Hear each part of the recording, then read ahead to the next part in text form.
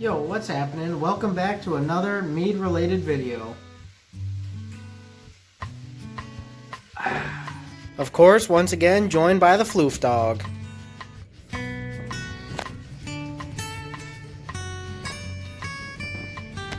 Today I'm going to be talking about mead and I'm going to be trying some mead. My plan for the channel is at least one video a week, whether it be mead or van work or anything else I have planned for the future.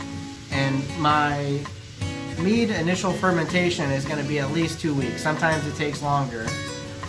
So today I'm going to be doing talking mead. I've got two meads in front of me here. This one is grapefruit and this one is orange. And I made them I don't even know how long ago. I put them aside and forgot about them. And sometimes that's the best thing you can do for mead is aging. First off, I'm going to try this grapefruit mead, which originally when I made it, I didn't care for it too much. It had a very bitter aftertaste.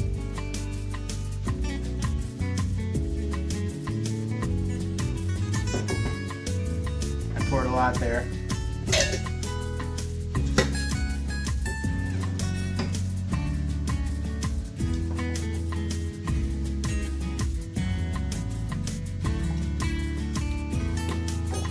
I was really surprised with that one because it lost most of that bitter aftertaste and you really just get the grapefruit flavor coming through. Much better than when I originally made it. And that's one thing that aging can do, is you'll have certain flavors that don't come through initially, but as you let it sit for a month, 2 months, 3 months, you start getting those flavors coming back through when you try them again. When I first started out making mead, I started making it in these 2-gallon Mr. Beer fermenters. And originally, I was adding way too much honey and I was coming up with a really sweet mead. And as I've progressed, I started adding less honey to these and I started getting a better product. You can always add more honey later, but there's no way to take it out once it's been added. Because you can always go back and back sweeten, which I'll be showing you at a later date in one of my later mead videos. I made a lot of good mead in these 2-gallon fermenters. I've just refined my process and the product I'm making now is so much better than when I started out with these. Stepped up to that 6-gallon fermenter you saw in my first making mead at home video. Mainly not because these are bad, but because the demand for my meads was so high that I needed to put out a lot more at once. So I ended up buying that 6-gallon fermenter and 3-gallon carboy so that way I can split my meads up and, you know, add different fruits into the different meads, trying out more recipes from the same initial fermentation. Goofy dog. Goofy dog.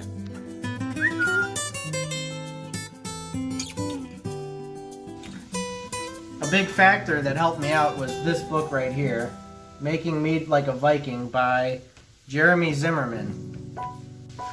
Now this is a really good book for starting out. I've learned a lot from reading this. But the man in this book is making mead like a literal Viking. He's out there cooking it over a campfire. And he's out there foraging for berries and herbs. But this book does have a lot of good recipes in it, and a lot you can learn from it about the traditional Viking ways of making mead. And most people aren't going to be making mead like that. You're going to be using your regular kitchen, not a campfire.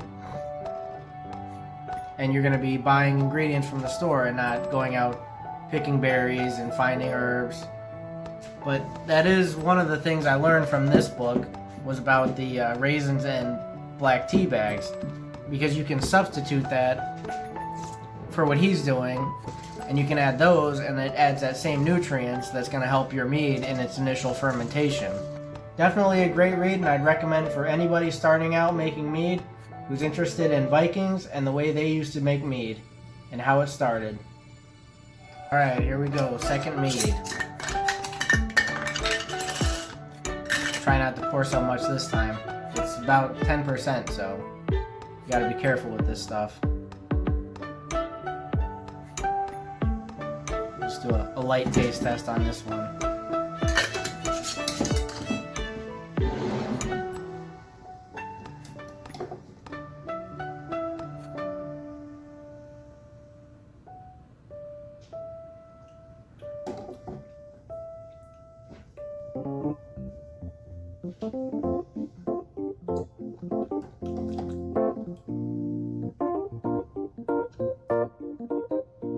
Now this one's definitely a lot different than when I initially started it. It's still got some of that orange taste, but it's not very sweet. It's definitely kept fermenting, I think, in the jar even, to the point where it's got a real dryness to it. And it's slightly carbonated.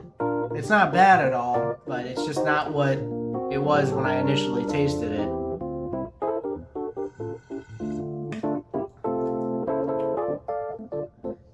So you notice these jars I'm using. Originally, back when I was using these, I was also using Mr. Beer bottles and also other random bottles, wine bottles, tequila bottles, anything I could find that had a lid, and I was bottling in that. And then a friend eventually brought up to me that it would be good to have some kind of uniform bottling.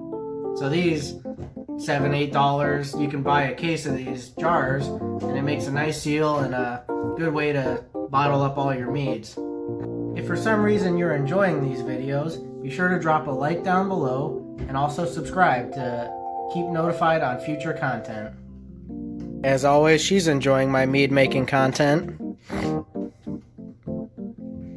Thanks for watching, and I'll see you in the next one.